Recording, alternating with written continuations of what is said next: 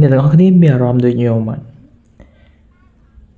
ផ្ទះប៉ាម៉ាក់របស់យើងផ្ទះស្រុកកំណើតរបស់យើង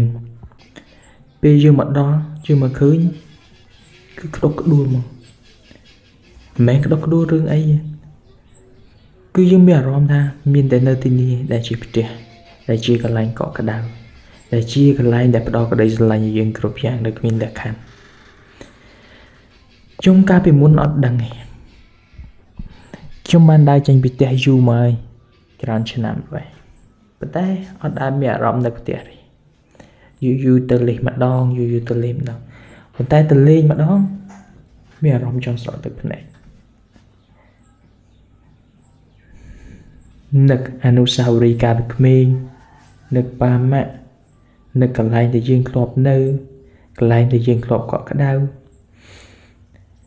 មកដល់ផ្ទះគឺមានអារម្មណ៍ស្រស់ស្រាយហើយទុកសោកទាំងឡាយគឺត្រូវបានរសាយចេញទាំងអស់មកមើលទេសភាព